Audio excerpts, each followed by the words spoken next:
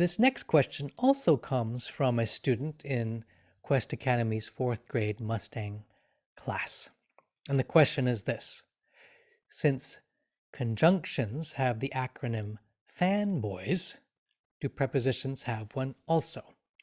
Now, we were just talking about conjunctions earlier. So one of the ways that people remember the different kinds of conjunctions is with an acronym fanboys. And what an acronym is, for those who may not know what an acronym is a word, and you can take every letter of that word and use it to remind yourself of another word. So with fanboys, the F has to do with for, which is a conjunction. The A is connected to the word and. The N is connected to the word nor. B is connected to but. O is connected to or. Y is connected to yet. And S is connected to so. So if we remember the silly term fanboys, and then you remember that each of those letters is connected to a conjunction, then you have a very handy way of reminding yourself of some very important conjunctions. So I love that this student has asked the question, do prepositions have one also? And there are two ways we could answer this question. One is we could go and do research, whether in a library or on the internet, looking for what is the fanboys equivalent for prepositions. But there is also another way, which I think is even more interesting and is also much more creative, which is this: you might try making such an acronym up yourself. Why? Because the very process of making up an acronym will help to exercise your minds and imaginations and understandings in new ways. So let me give you an example of what it might look like to make up an acronym to remind yourself of prepositions. So prepositions are words that show location in place or in time. So for example, on, as in I put the book on the table. The word on tells us where the book is, but it is part of a prepositional phrase, on the table. On the table on is the preposition, and the table is the object of the preposition, and that whole phrase tells us where that book is. And in fact, you may be noticing that it's doing the work of an adverb, and in fact, prepositional phrases often do the work of an adverb, even though they are themselves prepositional phrases. Other prepositions are words like in. I put the flowers in the vase, for instance. We can also use these same prepositions to talk about location, so to speak, in time. I wanted to come on time. I did the assignment in an hour. So that's our general definition of prepositions. So one way we could make an acronym for prepositions would be to think of all of our different prepositions and take the first letter of all of those prepositions and create some kind of word. Now, the difficulty with this is that there are many, many, many prepositions, many more, in fact, prepositions than there are conjunctions. And so you might end up with a very long sentence. That's something you might want to do. And in fact, if you want to do that, I would encourage you enthusiastically to give it a try.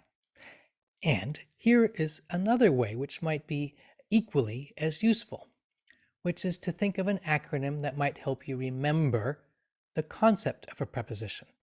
So here's an example. Prepositions tell us 4 different kinds of things. They tell us the position of something, such as the word above, the preposition above, or below or under. Prepositions also tell us direction. Going to, I went to the store, for instance. The to preposition tells me in what direction I'm going. I came from the store. From, the preposition tells me the direction I'm coming from. So we have position, direction. We also have time, like I was mentioning earlier, as in before lunch. I did something after lunch, before and after, during. Those are 3 examples of prepositions connected to time. And then there's a fourth thing that a preposition can show us, which is the source of something, where something is coming from, not necessarily in space or in time, but as in origin. So, for example, the seed, the tree grows out of the seed. So here, of shows the source of the tree being in the seed. The tree grows out of the seed. So we have direction, we have time, we have source, we have position.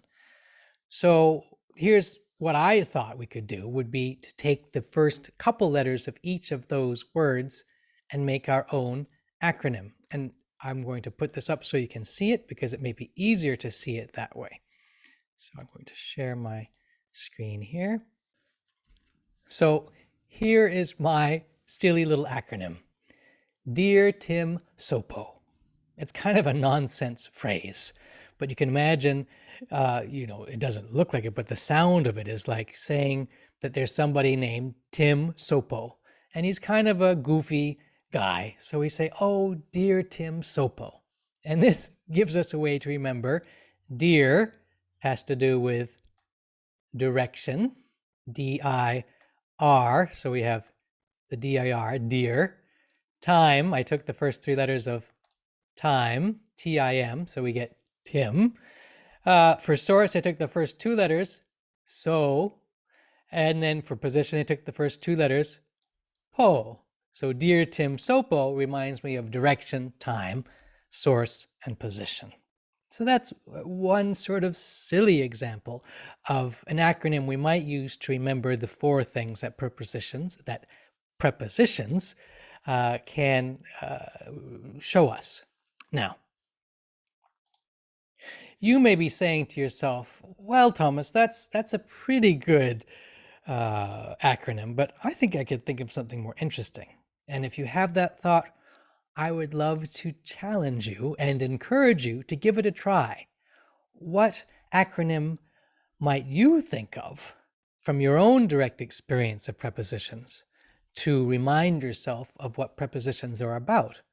What acronyms might you invent for yourself for any other part of speech? Give that a try. And if you come up with something that you are particularly happy with, send it in to me. I would love to see what your own imagination comes up with. And who knows, maybe you would help me remember a concept or two as well. So thank you for your question about whether there is an acronym for prepositions, the way that fanboys is an acronym for conjunctions.